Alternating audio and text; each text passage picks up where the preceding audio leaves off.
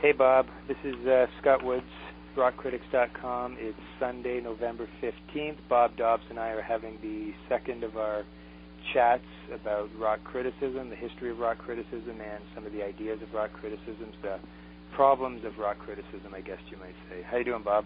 Excellent, Scott. I enjoyed the presentation on rock critics that you laid out. Nice intro. Looking forward to more. Excellent.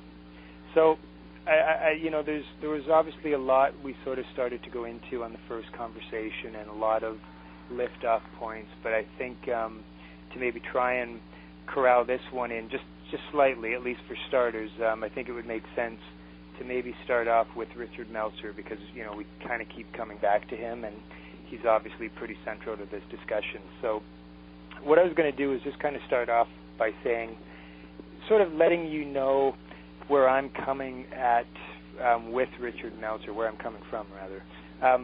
I've got kind of a short list of sort of the reasons why I'm kind of so interested in and fascinated by the aesthetics of rock and why it's kind of such a touchstone piece of rock criticism for me.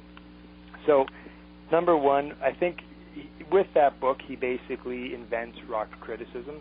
It's not necessarily the first book of rock criticism, but it's probably the first truly intellectual study of the music. Number two, I think it's really interesting how he pronounces right on page 1 of the book the futility of saying anything new, even though, at least within the genre of rock criticism, no one else has said anything remotely close to that, and I still don't think anyone has really caught up to his book in that regard. Wait a minute. He says, this is not the preface, he says on page 1 that anything that he could say about rock has already been said? Is that what he means by no new? I think that's my interpretation, because I'll go into that a bit, but okay. he even by quoting Surfing Bird, I think that's kind of ultimately what he's saying. And his very first, in his own words, his very first sentence is, "This is a sequel." But we'll go into that. Yeah. I'll talk a little bit about the Surfing Bird thing. Yes. Also, I think the other interesting thing about it is, I just called it like the first sort of really intellectual, sort of in-depth intellectual piece of rock criticism, but he's already sort of parodying the form that hadn't even kind of come into its own yet. Now, there's probably, I guess, that's where maybe the McLuhan sort of Joyce angle comes in, that maybe it's a new thing within rock, but certainly it's not a new thing. But there's just something really interesting how he's kind of writing rock criticism almost from the perspective of it's already happened, like the music's kind of already over, and there's nowhere else to take the form of rock criticism itself. And yet, when he's writing it, no one has really done any of it yet. So it sets up a weird kind of course of action for the genre, I guess. Yes. I like the way also, number 4, he really messes around with the form and with the language, much more so than any other book of rock criticism I can think of. It's kind of like a real labyrinth of meaning and execution, and it's difficult. It's the first time I read it, I probably absorbed like maybe 10 to 15% of it, but something kind of compelled me to plow through the thing. Number 5, I just think it's a complete anomaly within the world of rock criticism in that it's a book that, it's cited by a lot of other rock critics. It, often gets called both the best and or the worst book in rock criticism, but like hardly anyone has ever really kind of like gone really in depth into reading it. I don't think it's a book that gets kind of written about in really cliched ways, so no one kind of knows what to make of it, but everyone likes it or they hate it. Yeah, like McLuhan or Phineas Wake, same reaction. Yeah, it's very similar in that way. And that was my next point. When I first read the book around 1987, I was aware of the book long before that, but in '86 was, I think, the year it was reissued with the Grill Marcus intro and all that. So that's when I first actually read the thing, and pretty much right away I kind of thought, there's something in this that's very McLuhan-like, and I read some McLuhan by that point, but I hadn't fully grasped that obviously either. But I could still sense that there's something very McLuhan-like going on in here, and why hasn't someone sort of mentioned this? Why isn't this being brought up by Greil Marcus in his introduction? And I think finally, it's interesting that he followed up this book with a book called Gulture, Post-Rock Cultural Pluralism in America, in which he's already kind of declared that, it's time to move onward. Or, I don't know if onward is the right way to put it, but, rock does not contain the world anymore. The world is kind of, I don't know how to put it. It's just, rock is not going to, rock is not the answer clearly, and you're just as likely to find meaning in bottle caps or something like that. and that's in 1972. And again, rock criticism itself is barely even off the ground at that point. So all these people are sort of continuing, in his line and continuing to do the work, and I think continuing to do some great work. But the guy who kind of originated the form is already it's over.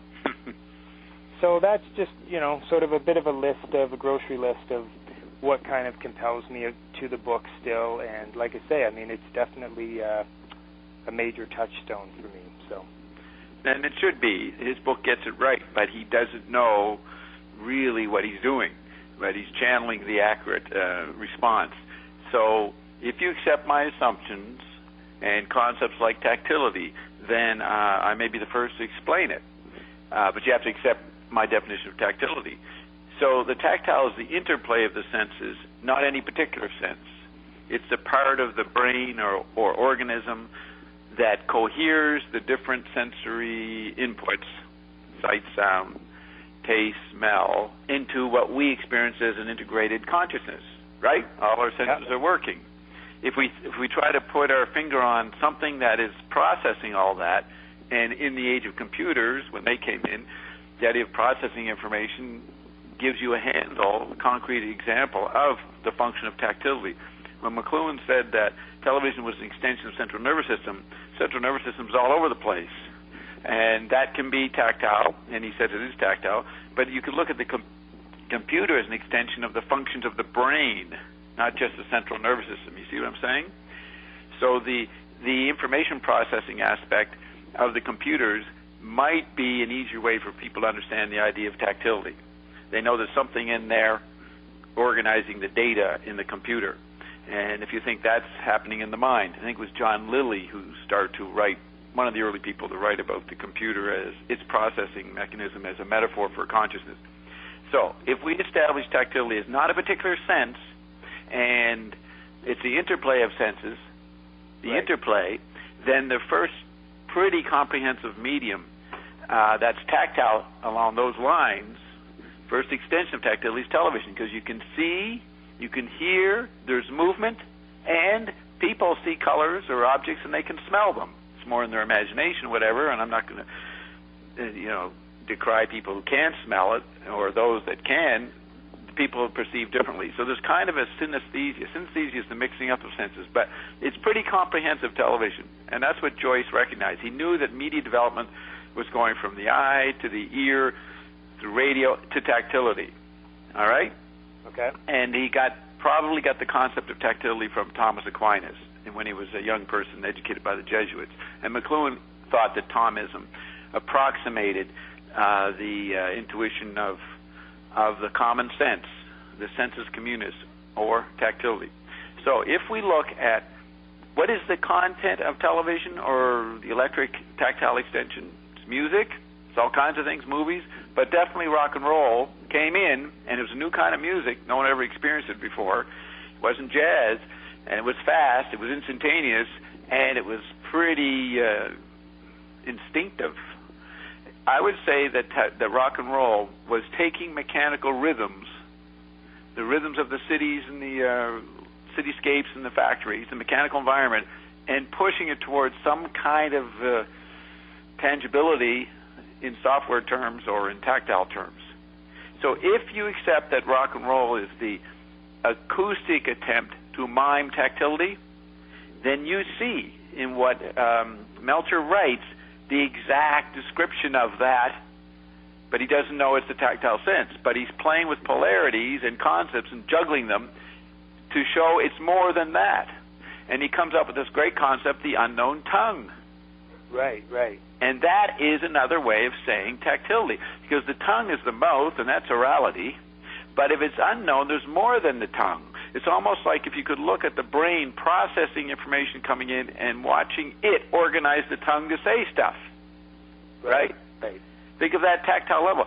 That's what rock, electrified music, gropes towards, to express tactility. And because there are no boundaries, it'll go soft, loud, all over the place. And right for, 10 years later, psychedelic sculpting of sound, feedback. All attempts to move sound beyond just being an ear experience. Moves into the kinetic. That brings in the dancing. Moves it into drinking and poetry being spouted off like in the jazz sessions. You see, the beatniks were the first rudimentary grasping at tactility when they thought, well, okay, I write poetry, but it's got to have some other senses in it. So I'll go in a club and have somebody play music behind me. You know what I mean? They were starting to look, but because they were literate people, sophisticated people, they weren't, pop music wasn't even around. It was, rock, jazz started to happen when the beatniks happened, but they're thinking of jazz as equal to their intellectual probings. You know what I mean? What threw them off, or the jazz beatniks probably were thrown by the tactile thing they were groping for and didn't see what rock was doing. I mean, I don't know. I think a lot of the beatniks, Ginsberg, then they might have liked rock and roll when Dylan showed up. But see, Dylan had verbal content thrown in, and that made it a little more than Bobby Darin, right?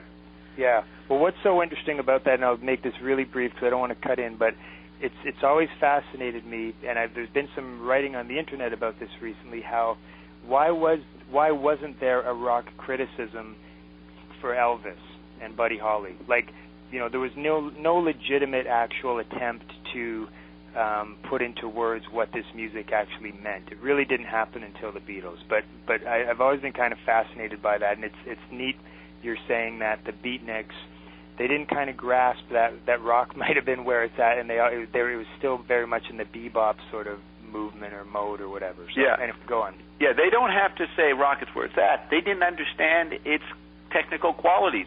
The guy who did was McLuhan. He's writing about Elvis and that stuff in the 50s as soon as it happens, in a larger context. So I want to go into, another aspect I should say is when the satellite environment came around the planet in the 60s, that's a new environment. It's invisible, its effects, so you start noticing the older environment. So TV starts getting noticed in the 60s as an environment, even though it's obsolete because the satellite is the real hidden ground, and that's why live TV was stopped. They cut off live TV. They said, no, this is too potent. And so they made it canned TV. That's in the mid-'60s. So that's a recognition that television is having a big effect on people, but it was too late. It already happened in the 50s. And because it was an invisible environment, nothing around it, going around it like the later satellites, then you did not know you were swimming in the tactile effect of television. And therefore you wouldn't get the tactile qualities of rock. See, that's why no one could talk about it other than McLuhan, certainly not rock criticism, because of television/music, rock and roll was an invisible environment. Right, okay. I mean, it's interesting when you go back and you hear, I think I've seen Zappa refer to it in interviews. Everybody thought it was going to be a fad. Rock was like the pet rock, or the hula hoop would come and go. And then everybody would regain their senses and go back to the symphony orchestra or something. I don't know where they managed they'd go, but they didn't understand that the rock was a medicinal response to the felt need in the population, which had been tactilized by the television environment. And as long as I was just going to say, even the Beatles said that about themselves. that they were a fad, and they one of the funny quotes. One of them was going to go back to hairdressing or something like that, and they expected it to all be over in 2-3 years or something. Well, it's true for the band members, but the function of rock and roll and rock does not stop. Right. It didn't matter. That's why payola came in. I mean, it didn't matter who was on. Any teenager singing would have been a hit. So therefore, since anybody could do it, then the mafia and the payola guys controlled it for their buddies. But anybody got on there could have been a hit. See, and that confused people. Like, where's the expertise? The old literate, hierarchical sense of craftsmanship. But the point is that the music, of the tactile qualities, the beat, the speed up of rock and roll was necessary to fill in the tactile experience people had. In other words, each sense had to step into hyper mode. You had to have you're going to have a change in music, a change in literature, a change in newspapers, magazine, and movies, and sports. All this would change. And this is what McLuhan was saying very quickly, because you have a new medium. So rock is just a symptom of this larger effect, among other things. But because we're moving in a tactile environment, and I quoted last week, I think, that music becomes a private concern, the kids really identify with the ear. And they think rock is ear. It ain't ear. Right. Okay, so you go into this idea of the unknown tongue. That's really important. And there is the term phatic communication. I think you've heard me mention it before. Yeah. And the phatic is defined in the dictionary as general sociability. I use the example of when you're at work and someone says, "How you doing?" You don't stop and tell them verbally how you're doing. You just nod, say, I'm okay, how you doing? And you don't wait for them to tell you how you're doing. Right. So the meaning of the question, how are you doing, is not to be taken literally. It's just a way of verbally touching or patting someone on the back or shaking their hand. The content's not relevant. When you get into a tactile society with television, then there's no content that has any staying power or has any focus, so you determine its meaning. And the best music for that turns out to be the best phatic response musically is rock and roll. Now let's go into some quotes to illustrate this. So I'm looking at the section you sent me, which is really good, on the unknown tongue. Yeah. Page 112 of the Aesthetics of Rock. Is that the 1986 edition? Yeah, that's correct. Yeah. Okay, so I'm going to take a bunch of different quotes on the unknown tongue. Let's try this. Schematize, page 119. Schematize. Okay, yeah. The unknown tongue experience has precisely four components. One, change, abrupt movement, sudden transition structurally and experientially. That's exactly how one would imagine the organism that is the tactility. If the tactile organism, whatever it is, that's organizing sensory input, it's like a catcher's mitt.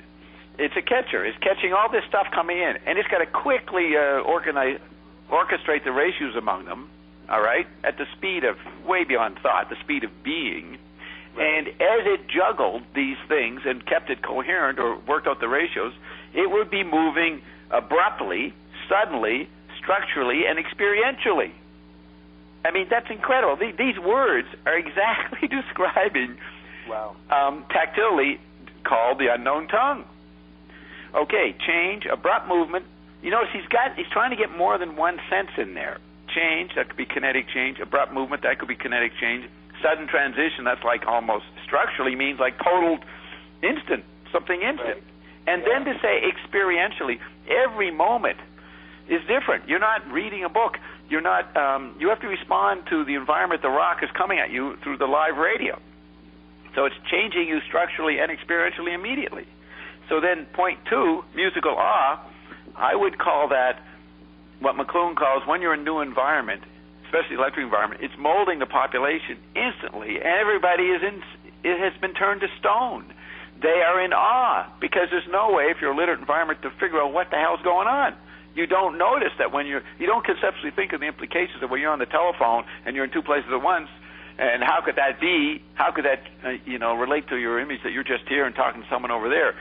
You're in a state of perceptual hypnosis or somnambulism. So I don't know what he means by musical awe, but I'm taking the words musical awe and fitting into what I'm saying, right? Okay, yeah. And then he goes musical awe, and then he knows it's more than that. It's the awe of all the other senses, of the feet, of the smell, of the sight. So he then tries to figure out how to say that more than musical. Objectified awe, mere awe itself. It's totally accurate.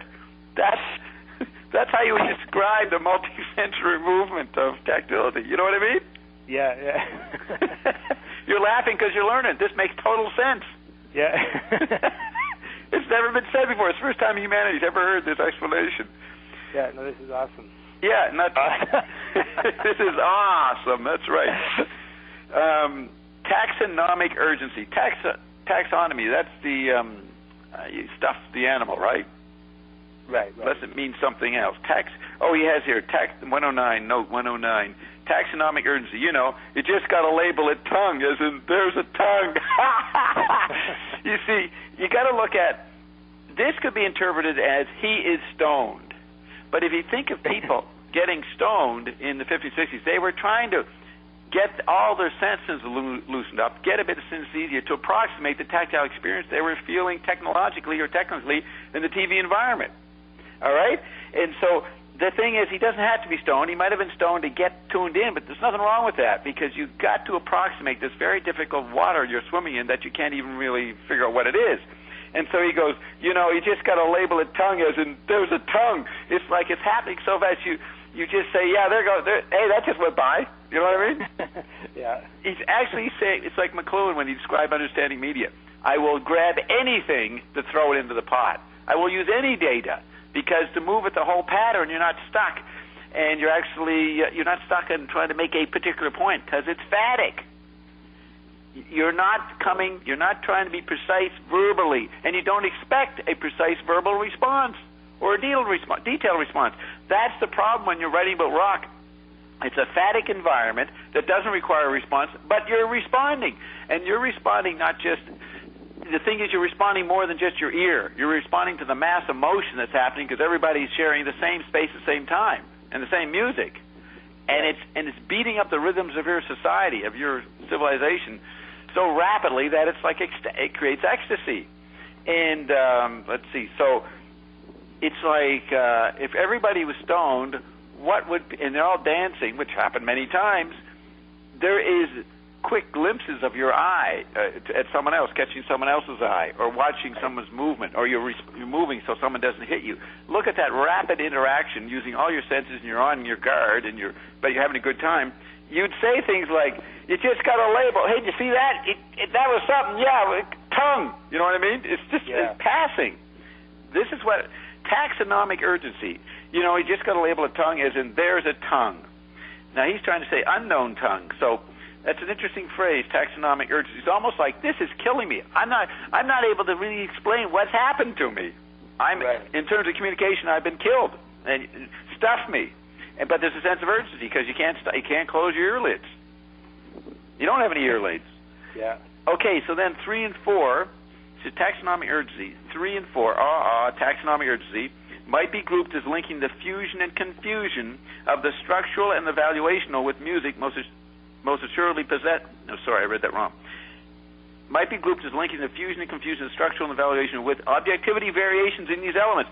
What a perfect description of, if you think of the eye as getting objectivity, the ear getting urgency and involvement, kinetic as the dancing and sudden transition of movement. Take those three factors. He's trying to say that. You're fused with the music, but it's confusion if you're trying to say what this means verbally. And what else? Of the structural and the valuational. The structural is the percept. The valuational is the concept.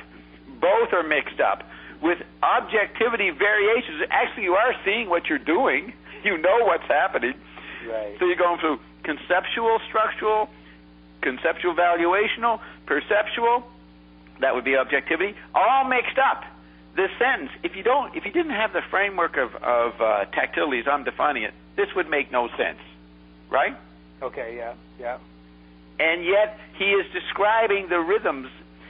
But it might make no sense. You wouldn't be able to translate it, but it would carry along, because some part of you would know that this is accurate. This is what's going on.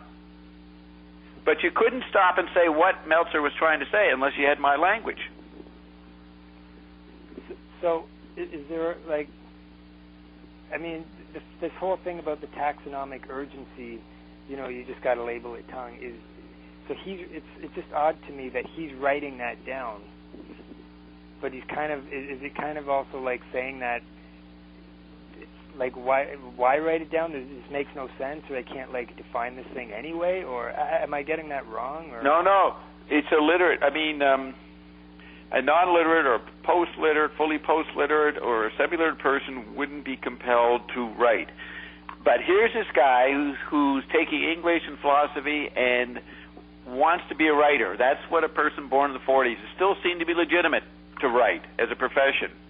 So right, although he does insist in the early days that he didn't even think of what he was doing as writing. That's right. He calls it visual, like recording almost or something. But here's the point: he doesn't recognize that is his literate bias.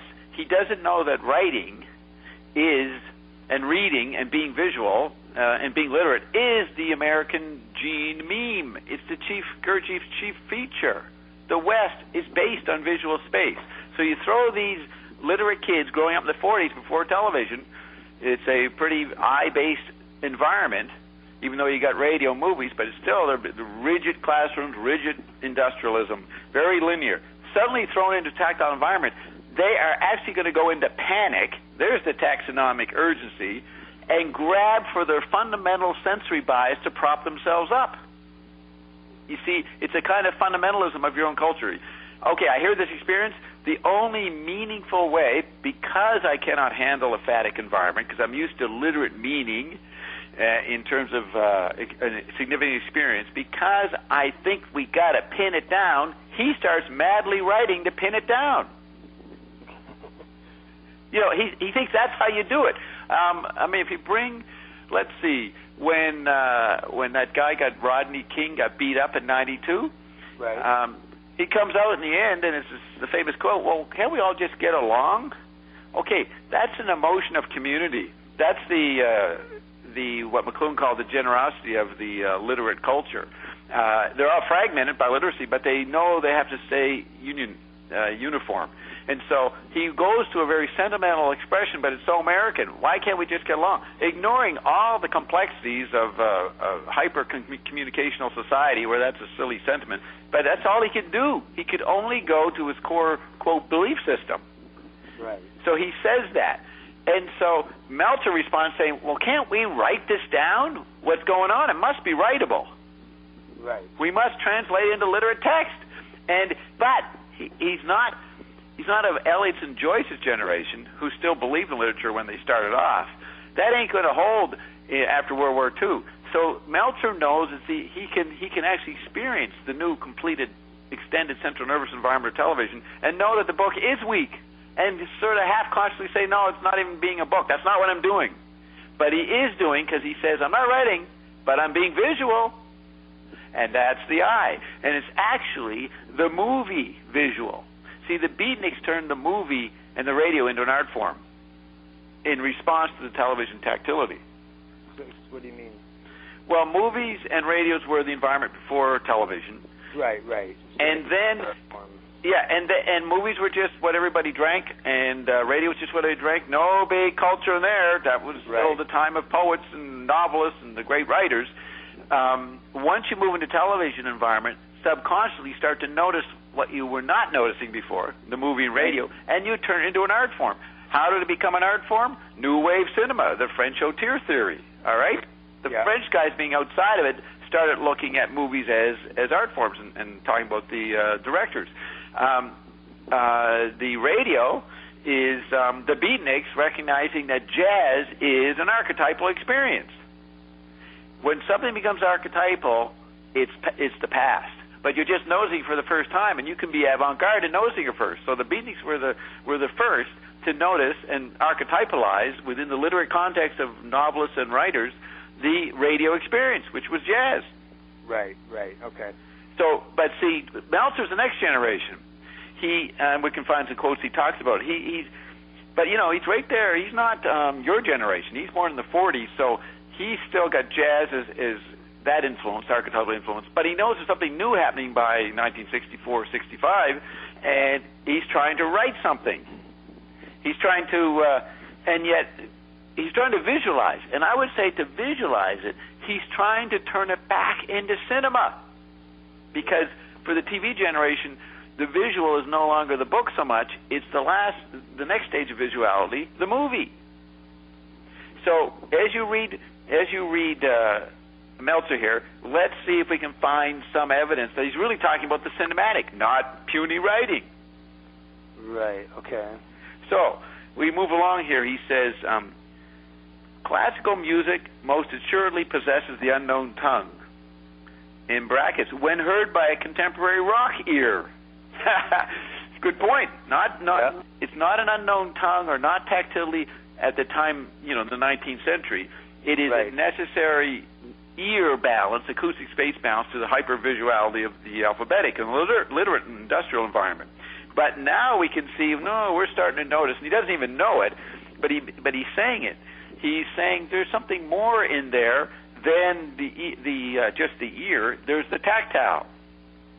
He's calling it the unknown tongue, and you can't know the tactile until you experience television and rock and roll, the contemporary rock ear. I mean, a classical musician or jazz person would find this a totally ridiculous statement. What does this mean? Classical music most assuredly possesses the unknown tongue. I don't know what he's talking about. And when heard by us 20-year-olds. Can you just, Ed Leonard Bernstein, anybody, John Case, wouldn't understand what's going on, Zappa might.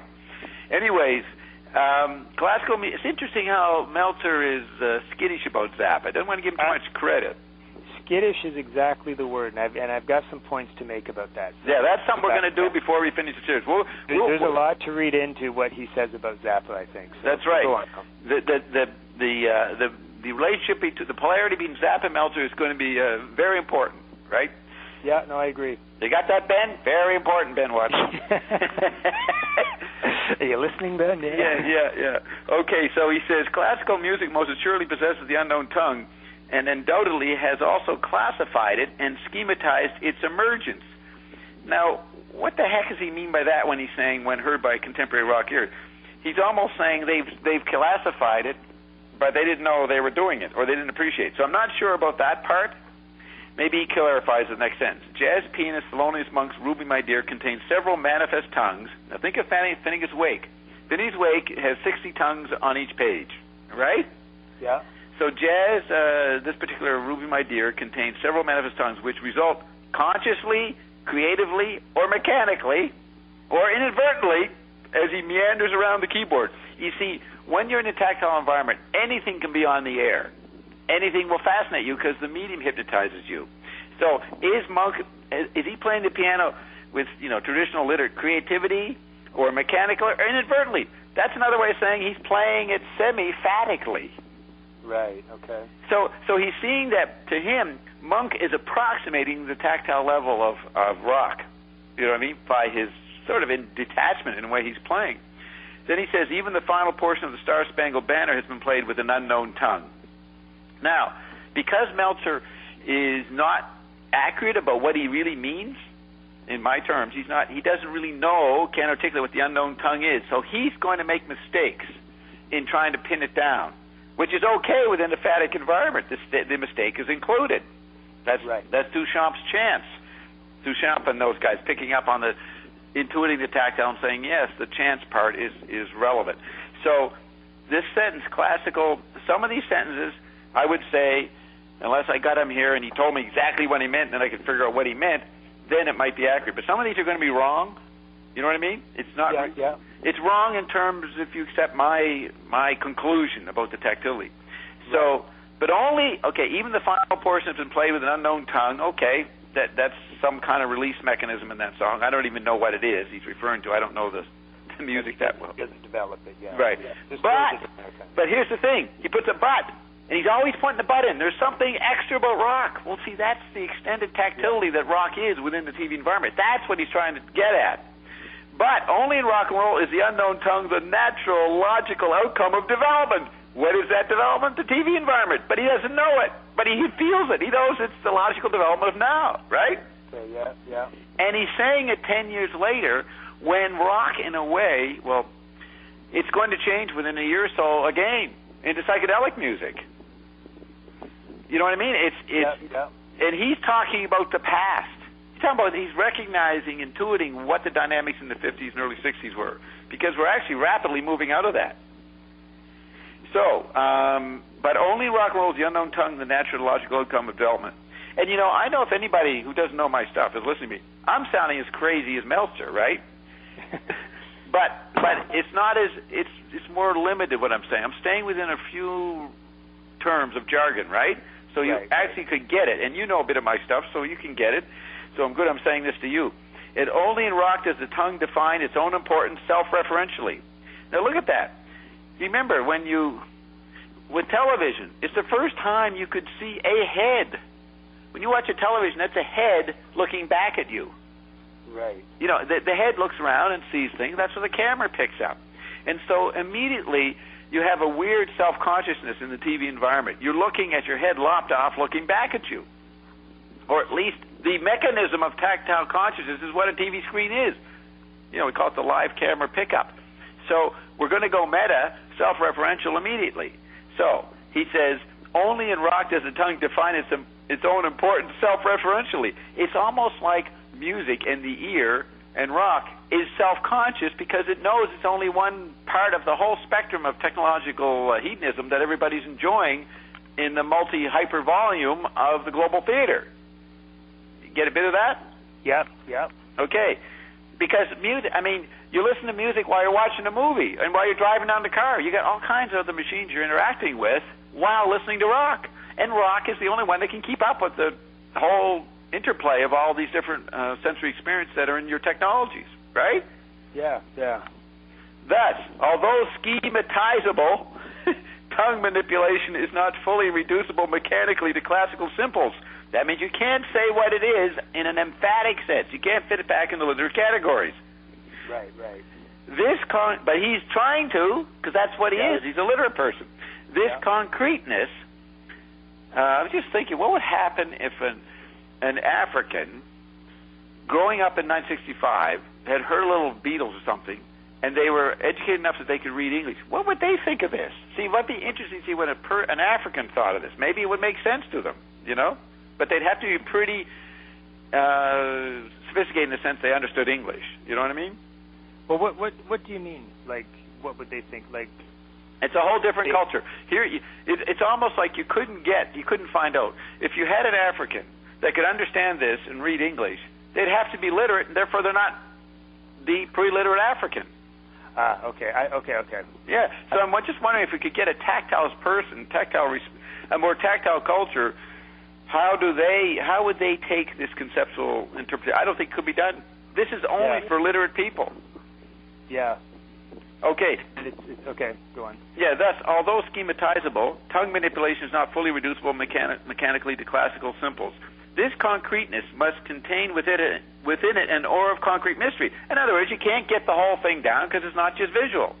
Almost a pop purposiveness without purpose. Phatic. By mere designation. You see, when I read this, a few weeks ago, a month ago, hadn't looked at it in 30 years, 40 years, I said, man, this is so obvious. And I knew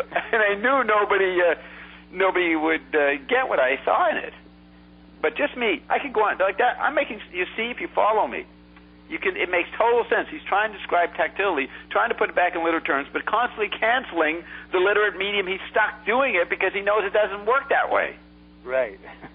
He says, this concreteness, me trying to find classical simples or words to say what this is, must contain with it an aura of concrete mystery. In other words, the unknown part, the unvisual, the interplay of immediate experience, change. I must also communicate change, abrupt movement, sudden transition, structurally, experientially, and you can't do that unless you write like Finnegan's Wake. That's the point. Finnegan's Wake is tactile rock in print. He doesn't know that. He's not old enough. He's not sophisticated enough to know how the first rock critic book was Finnegan's Wake. Okay. Because there are no units. As you analyze a sentence of Finnegan's Wake, he breaks it up into syllables, breaks the words up into syllables, and then into letters, and then into spaces or blanks. He breaks it, he chops it up so that there's nothing there, and that's the only way you can visualize tactility. Okay. Joyce hints at meaning. You look in there, you see the references and allusions, and you say it's a meaning, but then it's quickly canceled.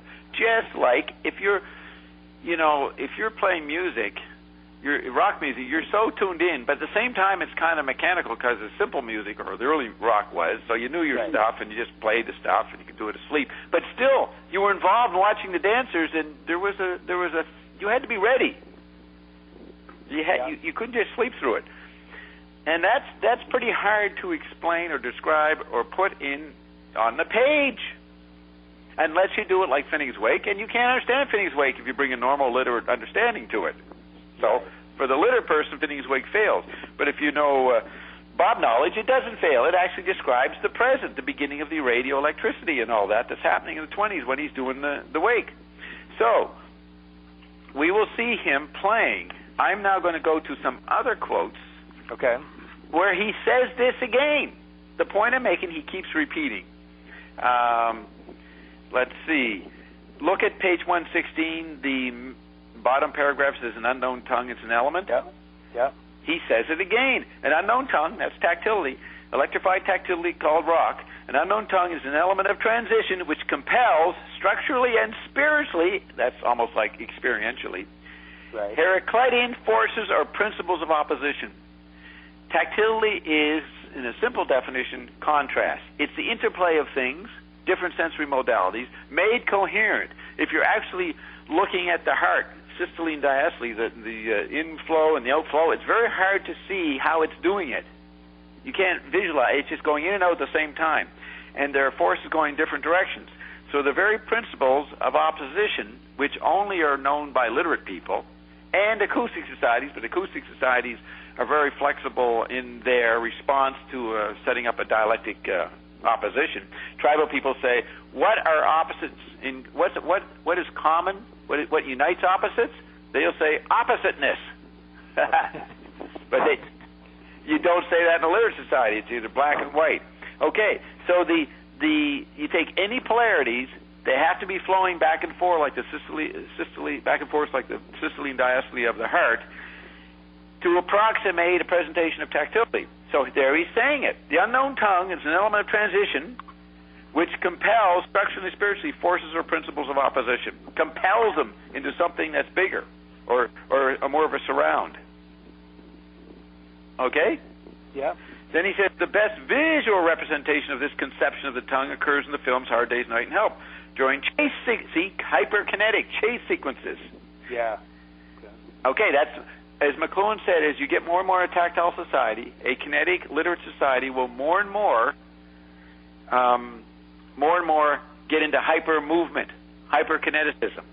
So that in movies today, they're so fast. The imagery, the movement. Young kids can do it, but older people probably say, well, it's too fast. There's no, I don't know what it is. It's just being, what they call special effects, just being mowed over. So the chasing begins with these Beatles movies. Right. The hyperkineticism, and then the other guys come in Hollywood, and they keep speeding up. They're still speeding it up. Okay, so looking at page 116, I find another paragraph that proves my point. He says, the perception of particular change or movement. Now note, he's talking about rock, supposedly, but he's talking about his senses and about the mind-body issue or the perception-conception. He's always wrestling with what he would think is basic philosophical issues. But it's confronting whether he's experiencing it or not, which is what happens when you have a tactile environment. If you extend the central nervous system to the whole population, they don't know whether they exist anymore or not. They can't fit it into their own cultural forms of knowing, because all those cultural forms of knowing are specialized and extensions of particular sensory biases. But when you get the whole complex coming back at you, you get into saying things like this. Okay, so imagine this is describing, I'm watching TV, maybe later TV, remote jumping around with remote channeling, because back in the 50s, from our perspective, it was pretty slow TV, but it is heavy for people at that time because it's all the senses. So you're just trying to describe what's happening. You say, the perception of particular change or movement within a continuous flow involves the perception of specific points and separated moments of attention, plus the apprehension of difference. Plus the apprehension of difference. That there has been change or movement. Now remember, tactility ain't going anywhere. You're just in this static, interresonating environment. So you have hyper speed as its content, hyper movement, but actually you're not going anywhere because you're instantly in touch with everything in the tactile electric extension. So you would write a sentence like this. It's almost like he's describing his reaction to reading a paragraph of Finnegan's Wake.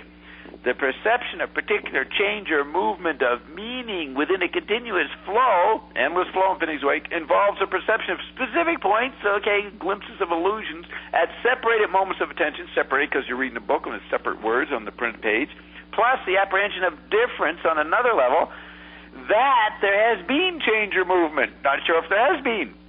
Music of any degree of regularity, by fragmentizing change in motion as felt sequences of moments. Now, he's now saying music is better for describing what's really going on than the visual. Music, by fragmentizing change in motion as felt sequences of moments. Sequences of moments is linear, but it also is acoustic. Attended to into units of sound and silence. There's the interval, sound and silence. Put the two together, you get tactility, because there's the no content part of tactility. Inaudible vacillation controls more strongly than a mere continuum. Mere continuum would be literate page, an observer's attention, and thus the perception of the particular change in movement. You sort of notice it's like a fractal. You notice the little thing, and then it becomes the bigger pattern. Then it disappears, and you have a little different thing, little twist, and then it becomes the big pattern again. In music, there are additionally and necessarily momentary successions of non-configurations in alternation with successions of formal configurations. He's saying chaos, order, movement, no movement. You see any dialectic. Now, if you try to read this and really pin it down, it might make a bit of literate sense, but not really going to. And therefore he's justified saying, I'm not writing. If you think of writing as trying to pin down the experience, he's incorporating the blur. Okay. So then you go over to page 117, and I think that point is said here in this long paragraph. But music, even if only empirically so, because of historical conditioning, he's sort of picking up that music, the oral culture, is a conditioned environment because we're now in a new environment. So you notice the conditioning of the older environment. Right. Even if only empirically so because of historical conditioning, is more capable of polarities essential for abrupt change than visual arts, because of its fragmentized but tight structure. He's actually talking about acoustic. It's not really fragmentized. The rapidity of succession of these fragments possible before a perceiver, and the immediacy of the relationship of the perceiver to the art object, additionally allowing the greater persistence of parts through a totality in memory. Totality is a tactile. Now, the literate person, people think that listening to something is linear because you go from moment to moment to moment. They're forgetting the simultaneity of the acoustic experience where everybody can hear it who's in the room at the same time, so it's not just you, and it's quite simultaneous as well as sequential. But when you read a book by yourself, you have engaged in a sequential situation, but in even a more fragmented situation because you're doing it by yourself. You're not in a group. Right. And so he's playing off what McLuhan would call the eye and the ear, Wyndham Lewis and James Joyce, so to speak, here. He's saying music, even if only empirically so because of historical conditioning, is more capable of polarities. And you've got to have the polarities to indicate tactility, because tactility is more than the polarities. It's instantly relating and creating ratios among the polarities, but it's not stuck with the polarities, right? So there's a kind of movement past that, which might appear to be stability or non-change, but there's still obvious change, at least on the ear's reception, because it's sort of sequential. So it's more capable of polarities essential for abrupt change than visual arts. You see, that's why music took over. That's why art died. Music was the only way a private literate concern could be stabilized. Even though to say what it means, to say what the values, literate values are, can't find it. He's admitting that. So let's go back a bit. Music is the only what was the only way for a literate private concern to have a precious object, which literate society develops, commodification, having packages, as McLuhan would say. You've got materialism happening, material objects. What was I saying? So you need that. But in a software environment where everybody has the same information, ownership becomes slightly not as important, because everybody's sharing the same TV program. I don't have to go and buy it, and only I have it. That's what McLuhan said. The television was software communism. It can't be bought, sold, or stolen in the TV environment. It just is, and everybody shares in it. So what do you do to assert your private literate identity of value and your special object, art object or commodity? Not the painting, music. So you see, 50 years ago, the beatniks, to create a sense of valuable experience, they call it jazz. They're very, very hypnotized by Charlie Parker or something. It's very important, and they argue over who's the better saxophonist or whatever. The thing is, music is where you assert your private identity, and yet it's a flow. So there's Meltzer celebrating the flow and not too much on the value of any particular experience, just looking for something that approximates it. And he doesn't like the further commodification of it in the late 60s, because that's when it's becoming too much of a private concern, and he translated into just capitalist imperialism, money taking over. But he recognizes it's a tactile experience. You've got to be at that concert at the right night in the club when it happens. Right. Right? And any fragmenting of that up into a little record that replays it misses the tactile part. But he misses the larger dynamic of the culture, which needs, literate people need a valuable object. They've been conditioned to have that. So it's no longer necessarily art. It is a musical 45 or an album. Right. Because that's also the object is a way to translate the tactile thing, the tactile flow / non-flow. So go back to this. Remember, tactility means abrupt change, because if you're perceiving, it's like frequency changes rather than kinetic movement changes. So he says, compared with the visual arts, music's components are simply located and diffusely located. Again, he's always putting in the paradox, right? Right, yeah. And, of course, that's hard to figure out what he means. He's saying it's both. It's the old thing, not either or, it's both and. Tactility is a statement, is said by both and. That's a new tactile dialectic. Okay. So compare with the visual arts, music's components are simply located and diffusely located and quantitatively denser. He's trying to say, look, the ear is more valid for expressing what's happening on television than anything you could see. But he knows that he's translating back into visual space as a writer, but he isn't. He says, I know this ain't making any linear sense, so I'm painting, I'm visualizing. Yeah. Which is actually what he's doing. Once music has become regular and change can be felt against a patterned background, all its Heraclitean flux of Democritean atoms. Democritean atoms are literate citizens, separate atoms, inside the pre-literate Heraclitean flux. All its Heraclitean flux of Democritean atoms can be intensified in contrast to this regular background. But musicians like John Cage and Ornette Coleman have abandoned explicit regularity for one merely implicit and relative within a chaos of irregularity, anti-regularity, irregularity, and random regularity. That's fucking tactility, man. Okay. He's trying to show it's not any of that, though you got to include them all and make the shift. Right. Okay. But the most radical form of chaos is order. Yes, when you're in a post-literate environment, literacy becomes a menace. It's a necessary technology. It's what we had for a couple thousand years, especially 500 years of print. So you have this order, and yet once you're in an electric environment, you can look back at the Gutenberg galaxy, McLuhan called it, the literate phase, and see its disservices. And you could say it's chaos, because it is when it comes up against a literate environment, a post-literate environment, because you can't reconcile the two modalities. And that's been the problem in the economy up to this point for 100 years. Okay. You can't, how can you make people work for little pieces of visual paper or credits when everything is immediately available already? People work so they can go home and listen to, watch TV or go on the computer or listen to their iPod. You get the money to pay the rent so you can enjoy what's available everywhere. But you got to pay to put your visual body, your chemical body, in some place, right? That's the legacy of visual space.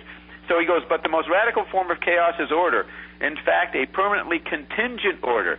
Now, the Bilderbergers, the Tribal Commission, governments are permanently contingent order. They prop up visual space, industrial space, but they do not have any long-lasting, and they're changing and turning over all the time.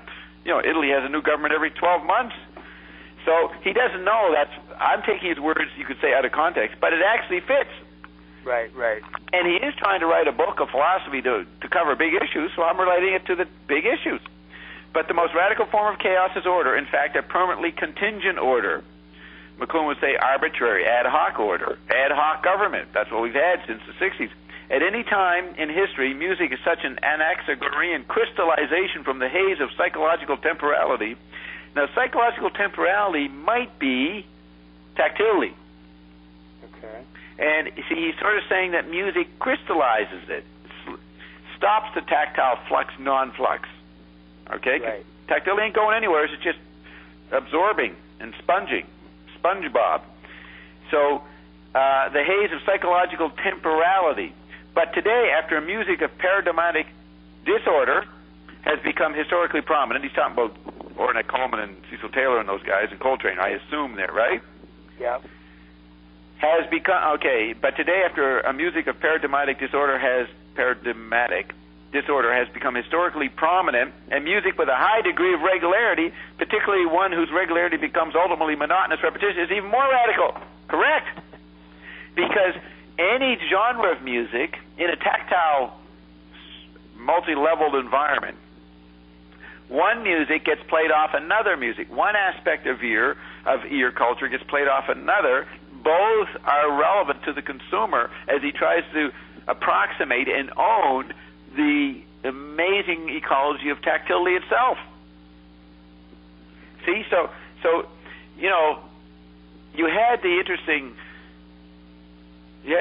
back in Duke Ellington's day, and that the big thing was, geez, Duke Ellington, great jazz musician, but he studies Stravinsky, studies classical music. That was a big thing, that this mixing of the ear culture of the blacks with the eye culture of Europe, that was sort of not expected. At least the consumers didn't do it, but they didn't know the musicians did it. So then, now by the 70s and 80s, the average music consumer had a little jazz, had a little classical, had a little rock, had a little disco, it mixed it all up, right?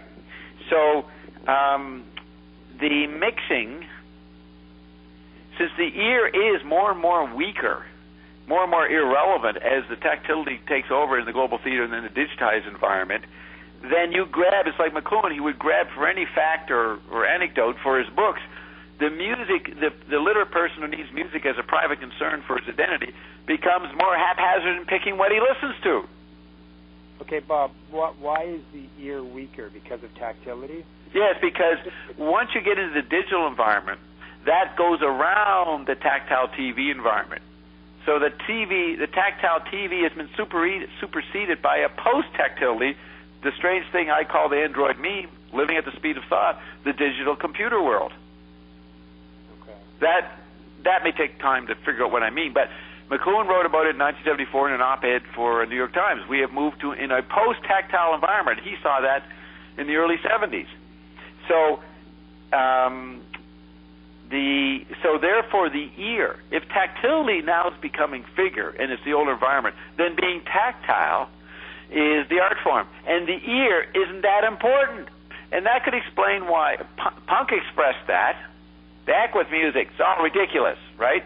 But they were reacting to the spectacle, the televisual spectacle, the global theater spectacle.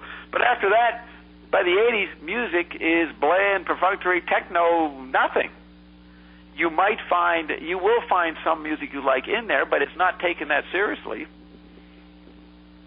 It's only taken seriously by young kids because they're just growing up in acoustic space. They have no clue. But the baby boomers by the 80s, they'll listen to anything. Right. Because the ear has become weaker as a definition of their identity. So how do you make tactility your identity? Well, you become a yuppie and make lots of money and be a vegetarian and take drugs and also take regular medicine. You mix up all the cultures. You become a collage. You become a health nut who's an alcoholic. Right. and consumes many kinds of magazines. I mean, just become a gluttonous, in the 80s were known as the time of excess, a gluttonous last stage of old analog media, a gluttonous imbibing of everything, and looking very wasteful. And what is rock then? What is rock in the 80s? What do you think of rock in the 80s? Or pop music? What's your general image of it? As something that basically is indefinable in many ways. Like it's exploded in so many million different directions. It's exploded and imploded. Yes, and it's used in commercials. It's just got a use value that's like sort of what's the word, like just non-stop. No, you can't stop and say what's valuable. Yeah. And you think of, you had in the 80s the Back to Vinyl movement. You had Neil Young refusing to do commercials. I think that's what he did. And shocked that they're hearing their favorite songs from the golden era of the ear, the golden era of the ear in the 50s and 60s, showing up in crass TV commercials. That was shocking to the older musicians. Right. And that's another sign of the ear being weaker. Like, you're taking my most valuable private experiences and selling cars with it. That they had a problem with that. Yeah, that caused a lot of pain. Yeah, and identity crisis for the older, semi-literate baby boomers. Probably not by the 90s. If you've got a band, you're looking for who's going to buy your music for ads. I mean, you don't even care about the music you made in the old boomer sense. You know what I mean? Yeah.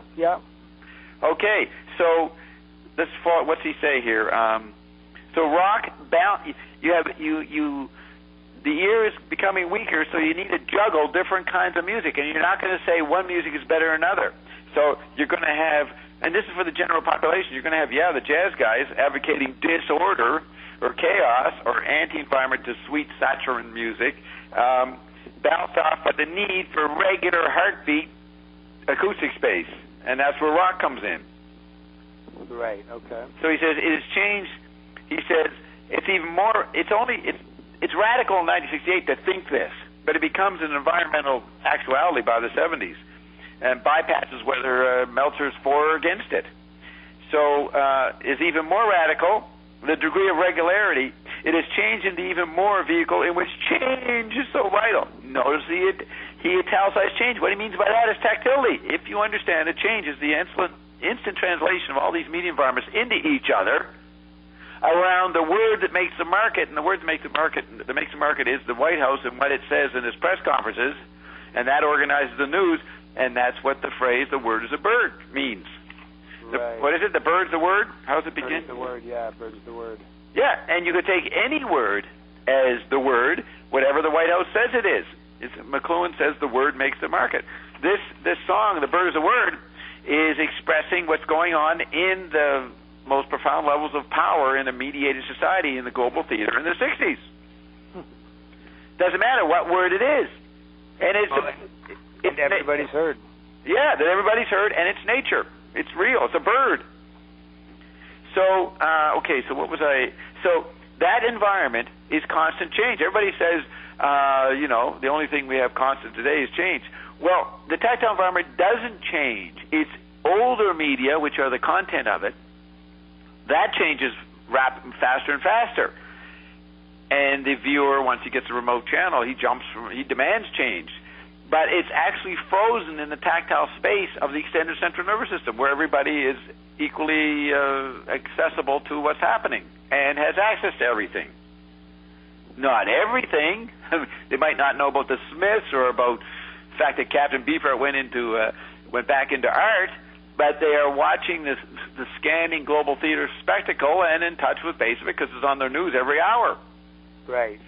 So change, in which change is so vital. It's not good, it's just vital. It's what happens when you have a tactile environment. Here is where rock and roll enters. All music is overstatement of a sort. That means extended ear. Any music after Cage and Company is overstated, overstatement. Correct. And rock and roll is overstatement taken as subtly as well as itself. If you understand what I'm saying about tactility, you can see the juggling here. It makes total sense. Any music, in other words, I'm assuming that the chaos musicians creating a new order, Cage and Coleman and Coltrane, they're overstating the role of music. they're making it noise. Right. But it only makes sense when ear is the past environment, and you're trying to express the tactility, or you're trying to respond to tactility. So it doesn't matter how you make your sound; just make it hyper loud, or irritating, or overstated. Cages overstates silence, and Coleman overstates noise, or what is perceived as noise by the average literate ears in the '60s. And rock and roll is overstated, taken as subtlety, as well as itself. It is music, but it's also taken as a part of the word. It's what the teenage market is into, what the kids have to be programmed by, and it's overstatement is another way of saying it's beyond the dialectic between understatement and overstatement. And if it's beyond the dialectic, you're getting close to tactility. So rock and roll, as McLuhan said, it's an environment, not music. It's a necessary medicine for people who are watching TV and have to learn literacy in their schools and factories and work in those industrial environments, but are massaged by the tactile TV environment and then the satellite environment, that global theater spectacle. The only way you're going to get a sense of balance is to have a hyper ear. Right. Okay. And that's what rock serves. I mean, you just think of someone from the 19th century walking into a club in 1978. You know, the disco club or the punk club. What would they think what was going on? They probably thought there was a gunfight going on or something. Yeah, I think the world had fallen apart or something. It's some explosive battle. The cannons were shooting each other, you know. But we've been conditioned for 100 years to get used to louder and louder noises, to the point that loud noise became the entertainment release or the medicine. Yeah. Okay, so let's see. Where's another? Let's see what another paragraph would be. Let's look at this thing on page 112. Okay. The literate person looks for truth or meaning, hyper meaning. He says, at the bottom, 112, he says, truth may be unutterable in the sense of far beyond communication, or in the sense of too blatantly immediate to be formulated into communicational rudiments. That's an exact description of the effect of tactility. Literate truth. Okay, so the truth of a tactile experience is approximated by rock, and it cannot be meaningful. And what it's trying to say could not be said, because that would be just limited to what the mouth, the oral sense, says. Tactile is all the senses. So, truth may be unutterable in the sense of far beyond communication. You could say communication is meaningful communication there, emphatic communication. But when it moves into beyond communication, it's emphatic. It's just a massage. Or in the sense of too blatantly immediate, there's a massage to be formulated into communicational rudiments. See, he's using the word communication as meaning, as matching. Get me? Yeah. So truth may be unutterable in the sense of far beyond communication, definitely far beyond oral or visual communication, because it's tactile. And then he explains what I mean. Or in the sense of too blatantly immediate, nothing more immediate than the extended central nervous system, to be formulated into ear or eye communicational rudiments. The paradoxical use of this as the implicit mode of communication has been a definitive quality of music in general, and even more as pop paradoxicality of rock and roll. Makes total sense. You see, the music aspired to tactility unconsciously in the literate phase, classical music. So it's got a bit of that in there. But once you move into a tactile, fully extended tactile environment, the whole ear structure is obsolete. You can see it clearly, and for the ear to approximate tactility, it's going to do it in an overstatement wise, and that's rock and roll. Okay. So the use of this paradoxical statement of his first sentence, rock may be unutterable in the sense of far beyond communication, or in the sense of too blatantly immediate to be formulated into communicational meaning. The paradoxical use of this dialectic as the implicit mode of communication has been the definitive quality of music. So music, massaging the ear in a hyper-literate culture of the last 300-400 years, the only way you got a release from that is having music. So it was not meant to communicate meaning. It just is, and you enjoy it as it is, as a massage. Well, when you have a literate environment that music is massaging to release, that's classical music. When you get to a tactile situation, what are you going to use to have release from that? It's not within the eye-ear dialectic. So you just take the ear, which is the closest to tactility, what McLuhan called the audile tactile, and hype it up so it sort of approximates the massage of the tactile environment, and it releases you. It tries to be counter-tactility. Therefore, it plays up the beat, plays up the regularity, which we had in the previous paragraph we were talking about, right? So it's paradoxicality. Someplace between the incapturably transitory, that's tactility, the incapturably, it's movement, but you can't capture it, and the imperceptibly infinite, that's another you could say transitory is kinetic. So what is beyond kinetic, that's tactile. So you would say hyperkinetic, or the incapturably transitory, and then the visual is the infinite. McLuhan said looking off of the horizon, the infinite is a visual statement of the visual sense, and the imperceptibly infinite. Again, he's mixing together paradoxical statements, contradictory adjectives, to point to something beyond that, which is tactile, which he says rock and roll gets close to. Right. So the someplace in the interval, the tactile is also the interval, someplace between.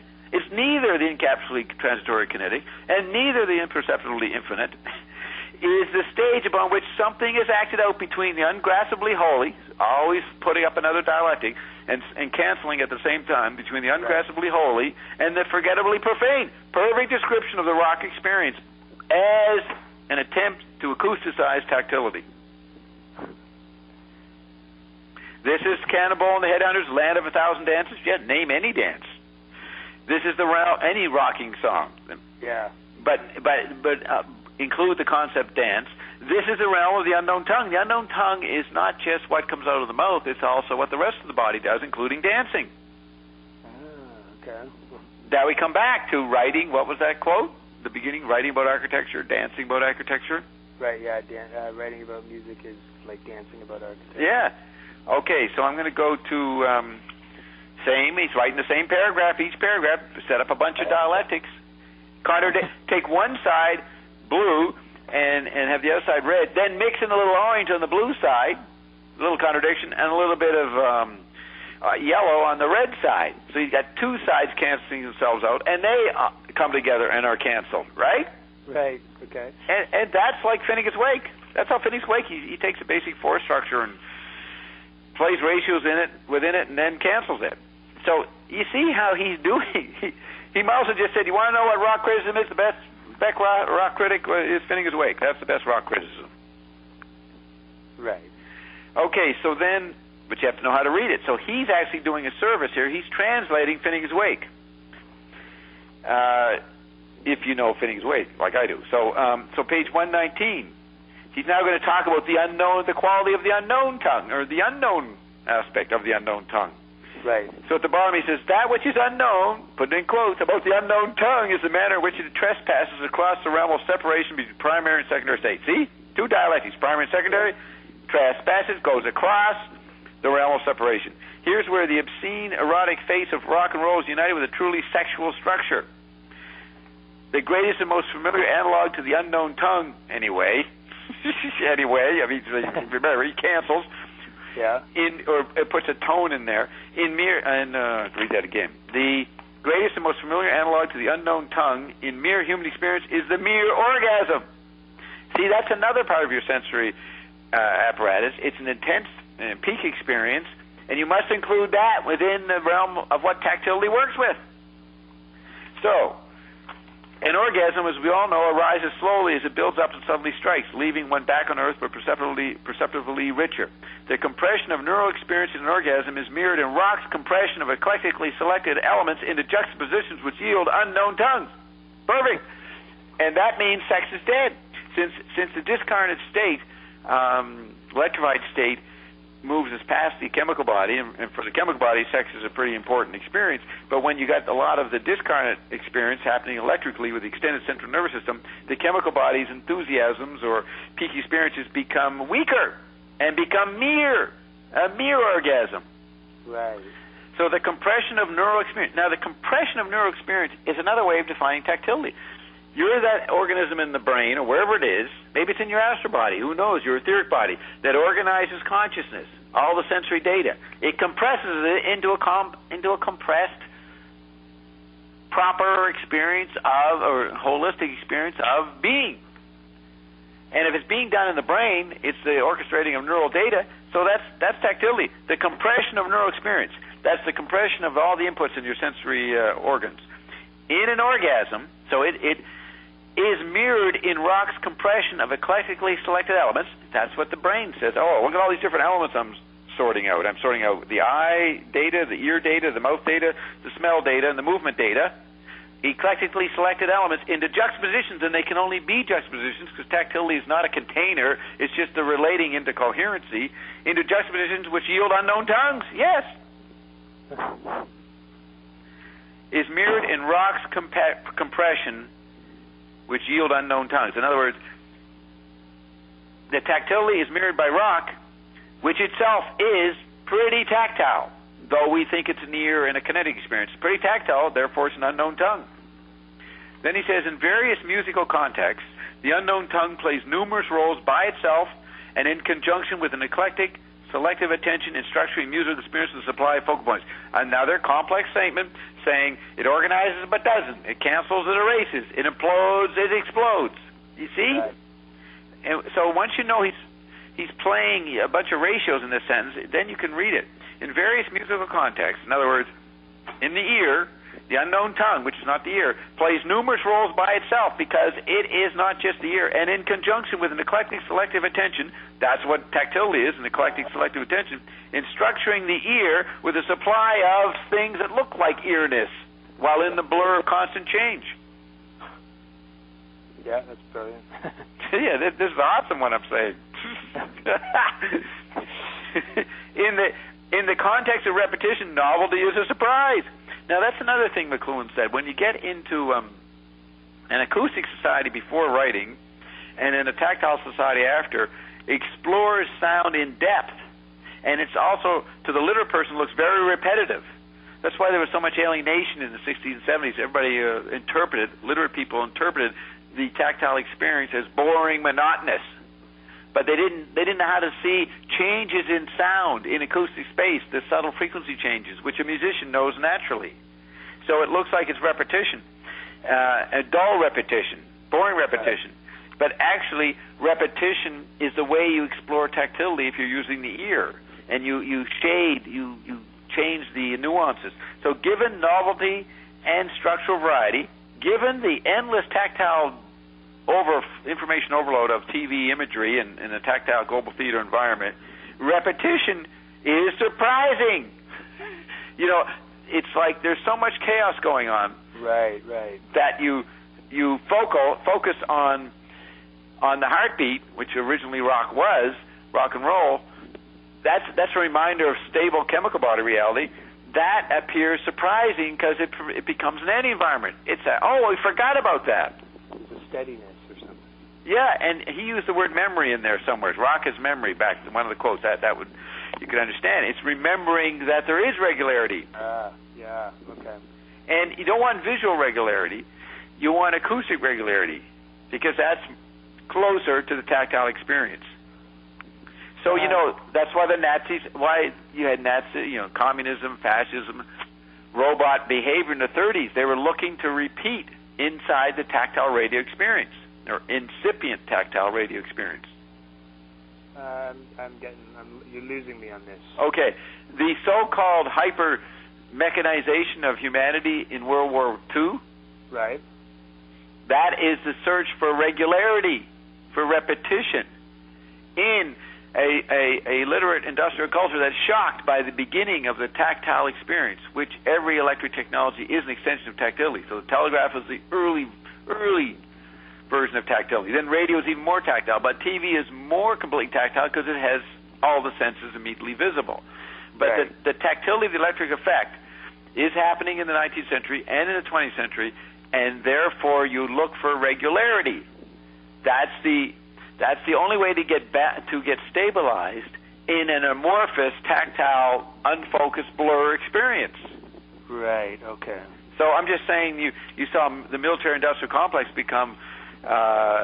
enjoy repetition. It became surprising, and everybody joined in, and under the guise of going to war, the excuse of going to war, are actually just trying to enjoy mass uniformity and regularity and repetition. Right, okay. But put it back in this smaller musical context, given novelty and structural variety, which is what happens in the tactile environment, repetition is surprising. It seems to be a novelty in itself. Within a framework of mixed novelty and repetition, surprise is of mixed variety, and expected surprise emerges. Expected surprise. See, constant flipping. Now, this is McLuhan's tetrad. Right. As well as frustration of such expectation. You got to have something surprising. It's also repeating within a tactile environment, so it's expected, and it has to be frustrating if you're a literate person. Yeah. And for tribal people, they get frustrated because their wholly acoustic Native American Indian mythos is threatened by tactility also. How so? I mean, it's beyond, I guess, but how? That confuses me a little bit. You take in the 70s and 80s when Native American wisdom became part of the New Age fads, right?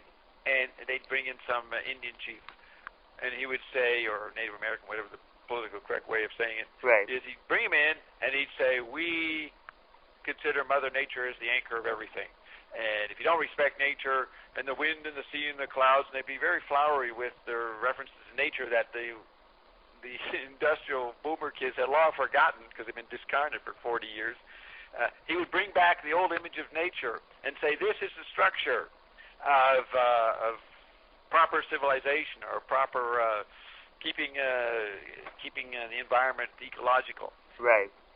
What it is, it's a romanticism of acoustic space, because acoustic pre-literate societies are naturally ecological. They have to be. They see the ratio of proportions, which is natural in acoustic society because the ear is more sensitive than the eye. Okay. So he's hoiking up acoustic space with tribal, spiritual, cultural values as an antidote to the tactile, hyper-tactile 80s, and it is weak.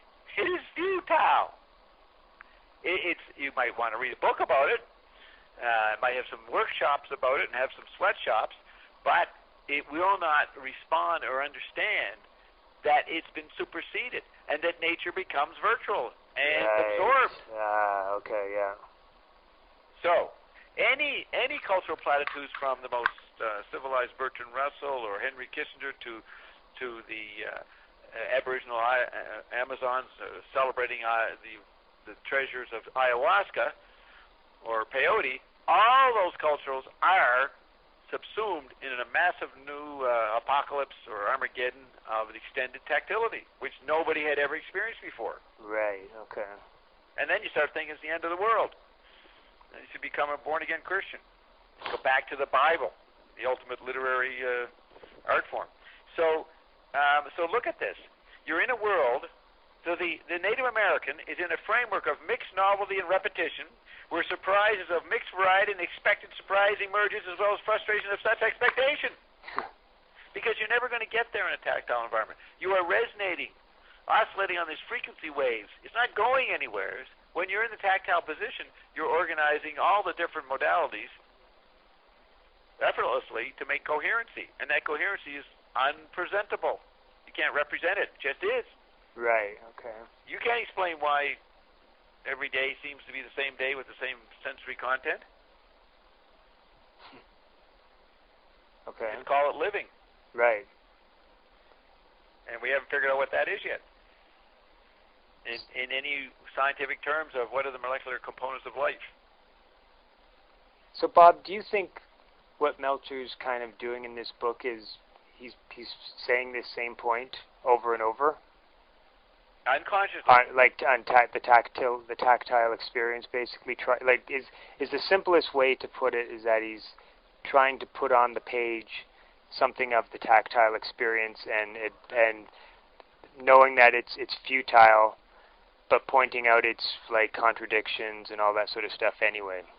Yeah, and what he's doing, he's taking philosophical concepts from his literate medium. Mm-hmm. From his Gutenberg Galaxy experience. Yeah. He's dealing with pop. He's dealing with what's happening in art and the happenings. He's looking around, average informed person, 1965, aware of what's going on in movies, what's going on in jazz, what's going on in art, what's going on in literature, what's going on in sports, wrestling, and all of it, and mixing it all together, which is totally appropriate to make an encyclopedic presentation of the present. And the anchoring point that stimulates it, the catalyst of ecstasy within all that encyclopedic juxtaposition, is rock. Yeah. So he's trying to take the global theater and translate back into rock, and then also say that rock is pointing to something bigger than itself. Okay, so you might have gone into this already, but is he, I don't know if correct is the right word, but is he saying something sort of accurate when he's saying throughout the book that rock is the only, not, I don't know if he says the only, but rock is the most, is the medium that it can most express this. Is that correct?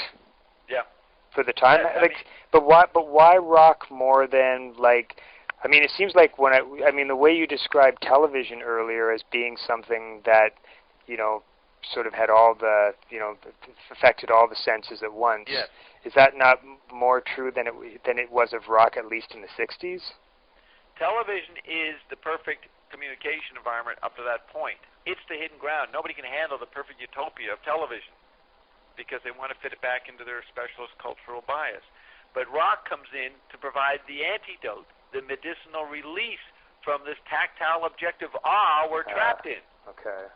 So it's the best. It has to be fast, it has to be quick, it has to be all over the place, it has to be incomprehensible, it has to be relatively loud. Okay. It has to be a counter massage to the global theater massage represented by television. Right, okay. And nothing else. A painting can't do that, a movie can't do that. Yeah. A painting's too tiny, a movie's too long. A sporting event, you can't replay the sporting event. Yeah. Until you have instant replay in the 70s. But, you go to a high school game in the 59, it's a great experience, but you can go home and listen to your album again. Yeah, yeah. Rock does more with less. Right, okay. And the all-at-onceness, I guess, with the audience response, is that... The all-at-onceness is everybody sharing it on the radio, listen to the DJ. Yeah, yeah. Okay, that's what I was thinking. Okay. Yeah, I mean, just think of it. It's a 24/7 orgy of audio experience. They even have it in movies. The kid there trying to do his homework while listening to the music, and on the phone talking about the music.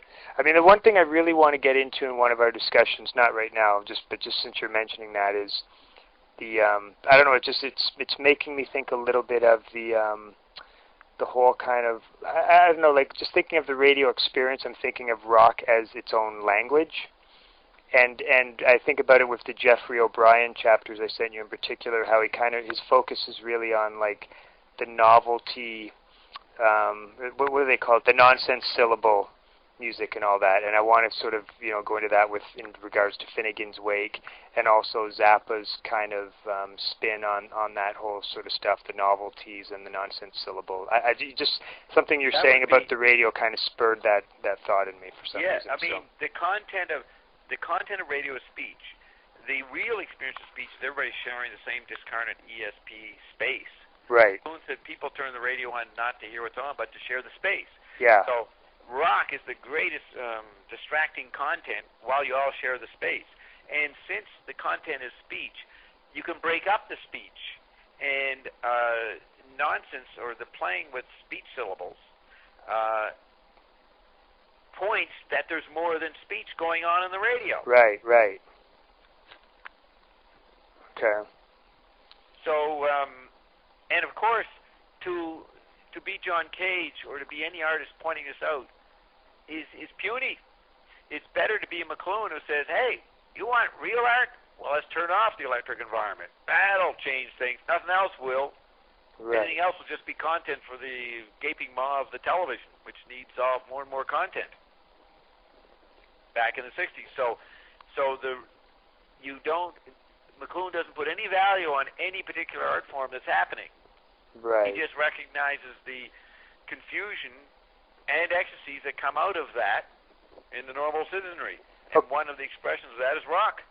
Okay, so if I'm willing to sort of accept that McLuhan could, provide more insight into this stuff than any rock critic could, Is one of the values of, or not values, but one of the valuable functions that a critic can perform is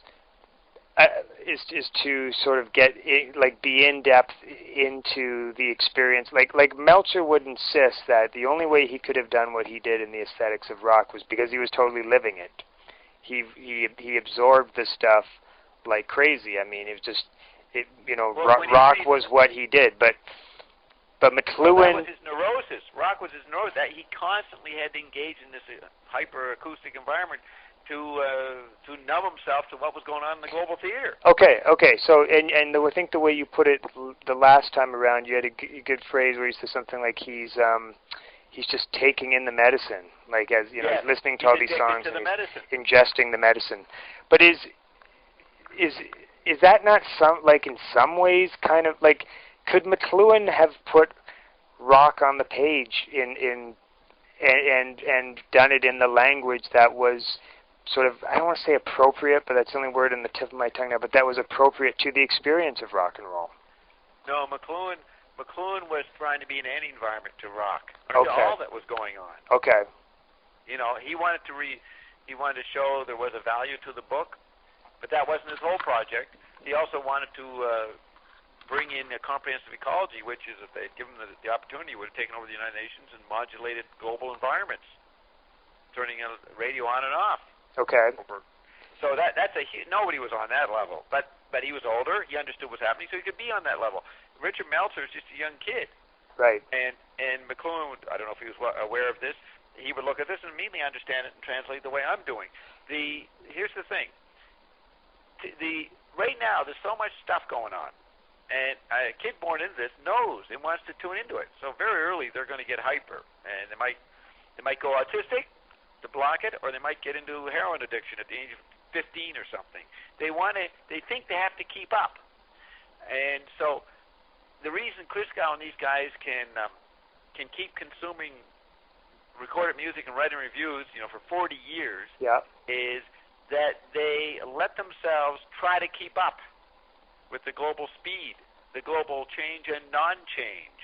And so if you had not everybody's like that, but you can see a certain individual will show up who love the medicine, want to stay in tune with it, and enjoy it, and have the thrill of having a sense of keeping up with the global Android meme. That would be the ecstasy of being a rock critic and categorizing these products that you put in your Village Voice every week for the industry, which helps people read it and they find out which album they want to read or want to get. Right. All right, so you can see you're just a robot for the consumption, but you're a doctor. You're handing out pills. Richard Christgau is a guide to medication for the ear. Right. And Meltzer could be personality, temperament, or whatever. He just said, I don't want to do that. I've got my hit. I'm going to go somewhere else. I'm going to go to wrestling. But he did need to go and experience some other form of entertainment. Right. He still had to go and be entertained, which is, with entertainment, we're an entertainment society, so to speak, in simple terms, because everybody is taking older media and latching on to one aspect of it, whatever one they're into, whatever form of entertainment, as a way of propping up their private identity in relation to the nothingness that is tactility. Okay. Which is extended everywhere. Then you get into Baudrillard. He begins with the tactile void and stays there. I don't know if you ever read any Baudrillard. No, I'd like to, but I haven't. He's describing the tactile extended void, the nothing, and it's a living nothing. But everybody else is, McLuhan said in the 60s, music becomes a private concern. I would say now, any old medium, anything that entertains you is a private concern. And so therefore you get a super fragmented society where people are into all kinds of different things, and then that becomes displayed back to us on the web. Right. Millions of web pages with people's different obsessions. All of it. In other words, that's where rock died. Rock, the ear, could not be the medicine by the 80s. Everything became the medicine, whatever you grabbed onto. Okay. And that's where the excess and wealth came in. The market expanded because there were so many things that could be sold. and people would engage and buy them. They were called accessories. Right. But people got into accessories because there were little fragments, little objects, little entertainment spectacles that provided an identity for them. So that's why rock would not be. It was the best. It was the prominent environment in the 50s, 60s, but by the 70s and 80s, I don't know when. Depends, because young kids still got to go through those phases, like on my chart. Right. You go through those phases. You're going to be into music when you're 10 years old, inevitably, because that's all you can sort of be aware of. Right. You filter. Then as you get older, then you move into other things, and all of it's done obsessively or addictively. Right. Because how can you? What is there to respond to? Where is this Android meme? What is it? All we know it's there, and it hasn't got you in its mind. What in its concerns? Yeah. Not asking how Scott is doing. That's going to get to that point pretty soon. And they're going to have a little matrix tube, and it'll all be serviced to Scott Woods, and Scott will think he's okay until they pull the plug. Okay. Okay. Well, so how much time we got left? I think we're probably kind of should wrap up pretty soon. I mean, I could actually probably continue for a little while, but I do have to kind of think about just. Yeah, it's almost 1 o'clock. Yeah, it's almost 1. So. And I moved into the big grand view of today, so we moved out of the Meltzer, so that's perfect. No, but place to end. Yeah, that's great. I mean, those were just. Those were poetry, those readings. That's right. No, I'm very impressed with what I've said. And, I mean, I'm understanding myself and saying, good, this has not been said before. I mean, Meltzer is the perfect guy to praise Meltzer for producing this document that we can then use to complete. Yeah, yeah. Okay, that's great. You're welcome. Thanks, Bob. Okay, great, Scott. So we'll just get our next conversation. Pick up our next conversation. I mean, I could stay on. You've got me in hysterics, man. This is great. So. Yeah. Okay, so yeah, I don't know. I guess we'll figure it out. We'll do it sometime next week and just take it from there. I mean, let's just sort of keep going on the same tack, and there's still lots more to go in, and we haven't got to any of the other stuff either. So. Yeah, then once we get Meltzer, who's like the Bible, then we see what the later guys did. From their lack of comprehension of Meltzer. Right. That sounds like a plan. I like revolving this around Meltzer. Yeah, I totally agree. That was definitely my impetus in sort of bringing this to your attention too. So that's great. Okay, good. So we will end. You'll hang up. I'll stay on the line and talk to Scott. Sounds good. Okay, see you, Scott. Thanks Have a good one. Bye-bye. Bye.